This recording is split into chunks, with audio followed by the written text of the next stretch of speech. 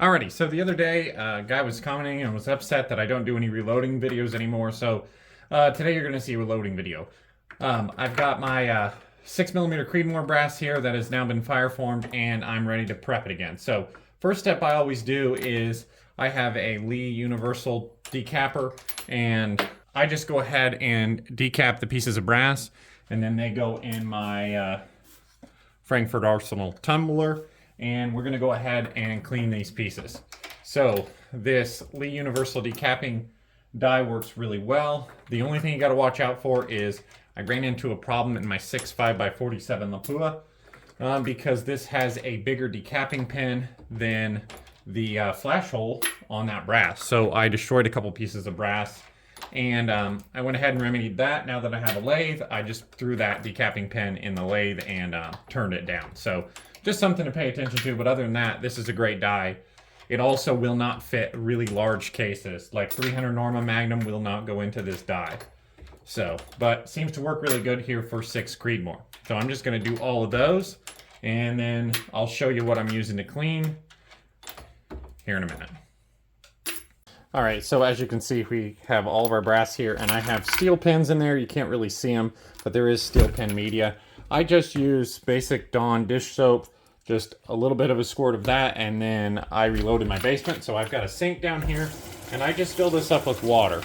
Doesn't have to be hot water or anything like that. Basically just fill this container up with water. Don't have to stir it or anything like that. Got nice soapy water there. We'll screw the lid on. We'll go on the tumbler there.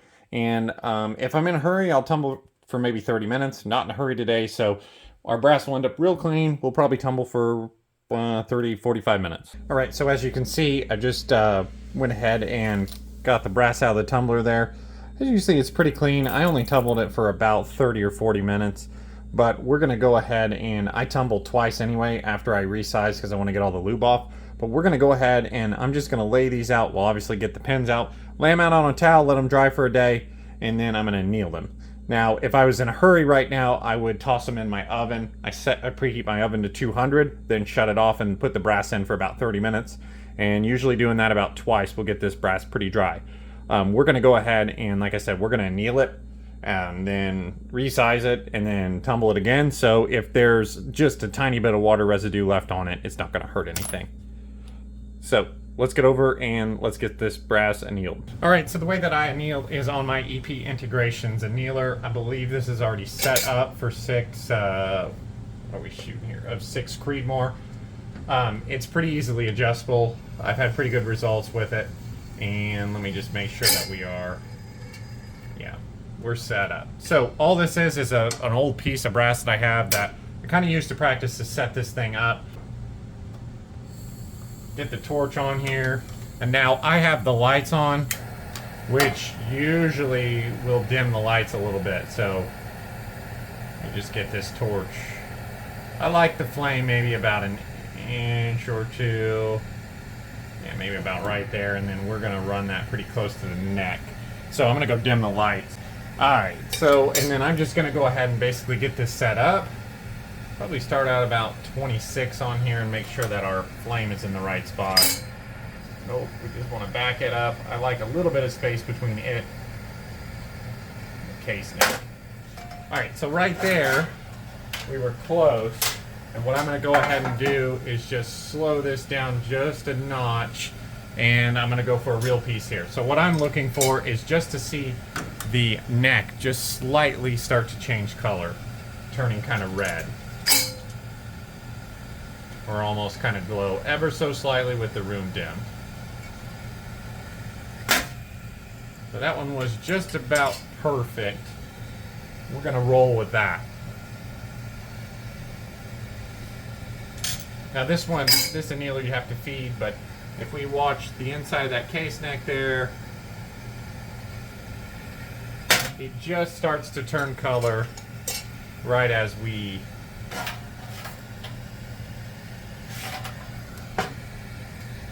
drop that piece of brass out.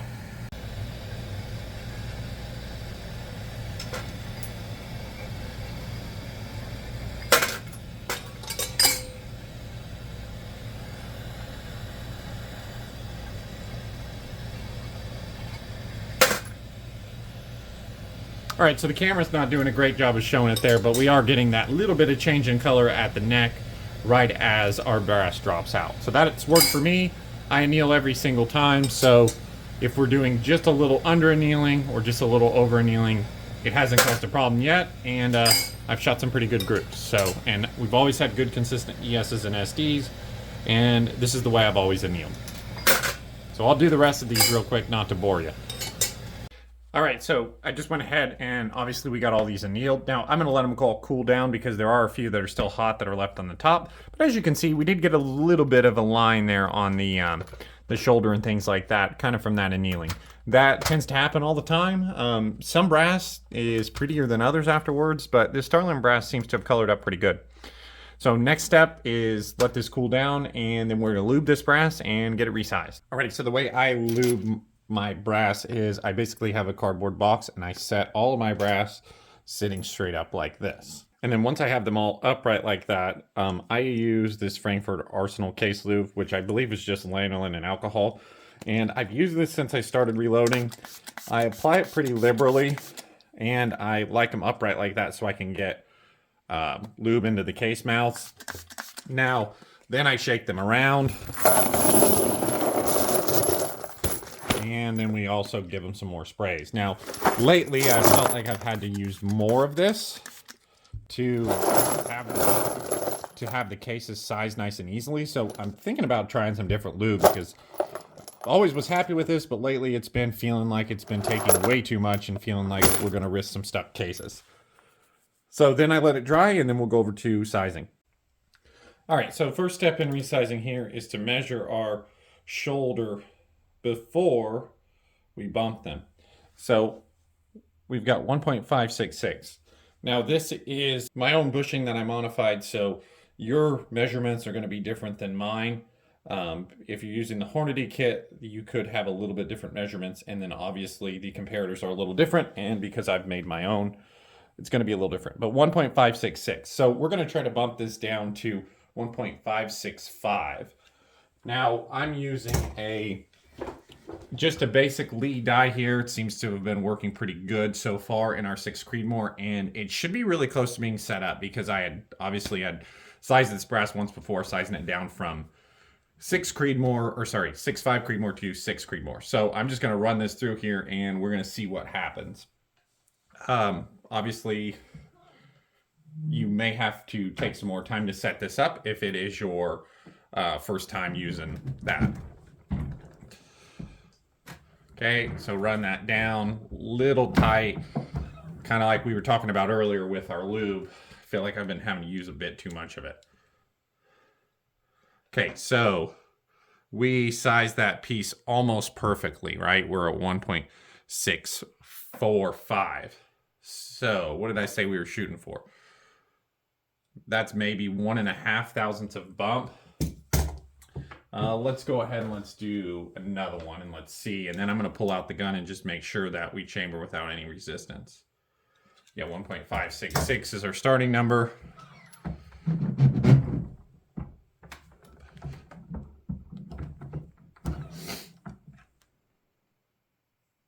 And let's see where we finished up there.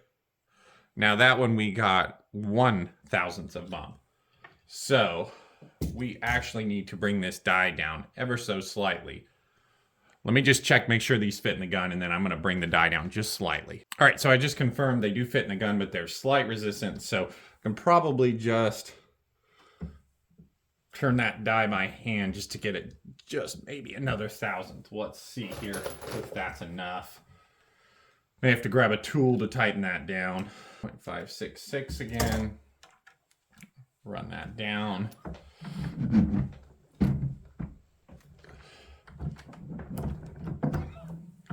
And let's see what we got.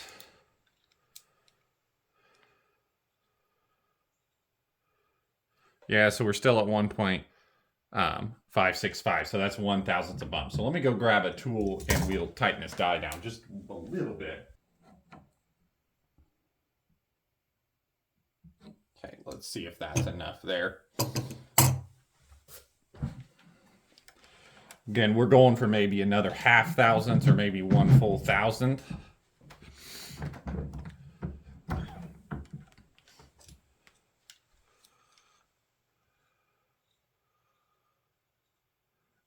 so it didn't really change anything. We're still at 1.565. Now, I'm not going to run these through again. The ones that were 1,000 bump, that should be fine. They fit in the gun, they chamber. It should be all right. Go down just another little bit there.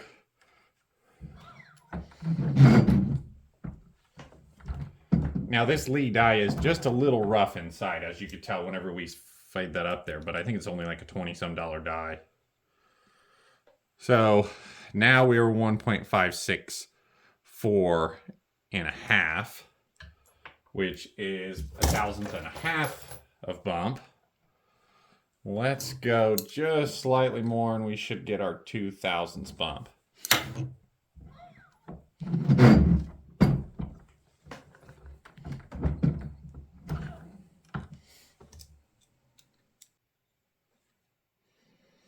Nope, not really getting any more. So what might be happening is we have a pretty significant cam over here. If you notice, there's where our ram is touching, and then we have a pretty good cam over. So this might be about all I can bump with this current die setup, which is fine, right? It's plenty of bump to be able to use, but it's really about maybe 1 to 1.5 thousandth, which is a little less than what I typically do. Right, but we're consistently going 1.565 to maybe 1.5645. So 1.5 thousandths looks like what we're gonna get. All right, so obviously I've got all of them sized. Now you wanna check this before you size all of them, obviously, so that way things work. But the main thing you wanna make sure is the rounds fit in your chamber. So obviously we measured the bump at about 1 to 1.5 thousandths. So they should chamber no problem. And as you can see there, we chamber without any resistance. So same resistance as if we have nothing in there. So obviously we are sized enough, which is really what really matters. You want to size enough so that you can easily close your bolt, but we don't want to oversize so that way we don't wear out our brass. So last step is always to check. So obviously now all this brass is going to go back in the tumbler, the exact same process as you saw earlier, and then I'll see you after this brass is cleaned. Alrighty, so these pieces of brass are now dry. They just came out of the oven, which they've been in the oven all day. Again, oven turned off, but preheated first, and that dries them out pretty good. As you can see, we've got a nice clean piece of brass. Primer pocket's pretty clean too. And next thing we need to do is just check our length. Believe max length on 6 Creedmoor is 1.920, so that one is just short. That one is well short. Let's see, come back and measure that one again. What was going on with that one? 1.198 or 918. See what these are measuring, because I feel like that was, yeah, most of them were measuring fairly short. Now I actually, yeah, 1.911, 1.912. So beyond that weird one there, 914 and 912. So yeah, these aren't going to need trimmed.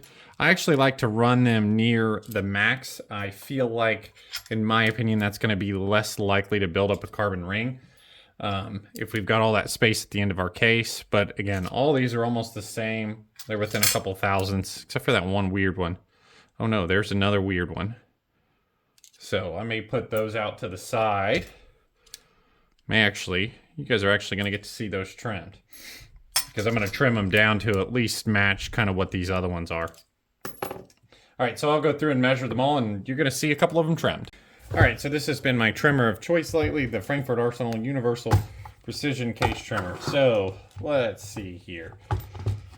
We're using 6mm, so we need to use that. This is universal, so obviously we get to use this for everything. That little piece goes in there, and then let's see, we're probably going to use that one there for, which is what, the medium size one, because this is like a 308 size. Now basically what we want to do, and let's see, I need to back this way out because I think the last thing I trimmed was 6 arc. So first thing we want to do is get this tightened down to where, notice how that case rattles in there. Don't want that case rattling in there. Then next thing you can see here, you can see where the cutter turns in there. So I'm going to turn this down until we just barely touch. Okay, we just barely touched. Tighten that one up. And let's see here. I'm probably just going to do these by hand.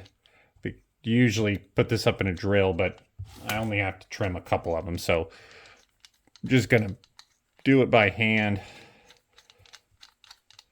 And you can feel it whenever it's no longer cutting.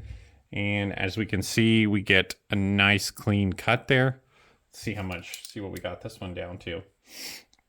195. That's a little bit longer than some of them, but it's kind of at the longest ones that I left in there without trimming them. Trimming them were 1 point, whatever that was. So we're gonna go ahead and just do the rest of them here. What I had say, I had 5 of them. Again, you could use a drill if you want. So as we can see, it's pretty consistent. You know, 1/2,000 different. Again, feed that in there, and then we're just going to turn this as if there was a drill turning it. Again, I'm just lazy and don't want to get the drill out. It's just a handful of them. It's not going to take, we're not taking a ton off them. As you can see, that one came out to 1916, so 1,000th different than the other ones, which is close enough for me. Again, obviously, your trimmer of choice. I like this one because it's universal, it's quick, and like, for instance, this, where I just need to trim a few of them, it's not a big deal.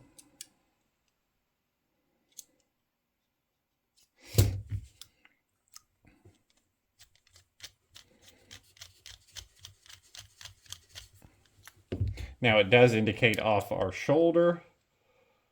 So again, 1.916.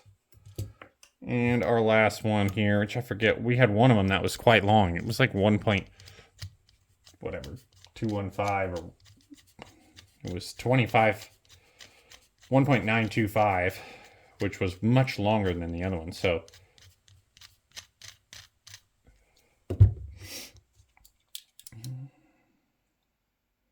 okay, and that one came out to 1915. So again, pretty consistent. I've been pretty happy with it. Obviously, I just got shavings all over my bench there, which is kind of a pain, but oh well. So that little piece comes back, goes in there. The bushing goes in there, and then this is just going to go back in my reloading bench for the next time. So all right, so last step here is to deburr and chamfer these, because, especially because we just trimmed them, but nice little deburr and chamfer here. I like to tap it, and then obviously we visually inspect it, make sure that it looks nice.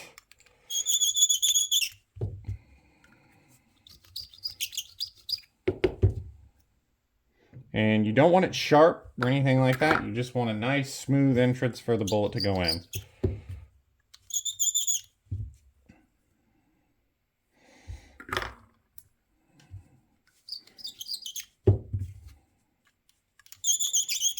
And this video is probably going to be pretty long, so we'll do another video of doing some loading in 6 Creedmoor. This is going to be just brass prep because this video is going to end up being really long. So stay tuned for that. It'll be coming in the next couple of weeks.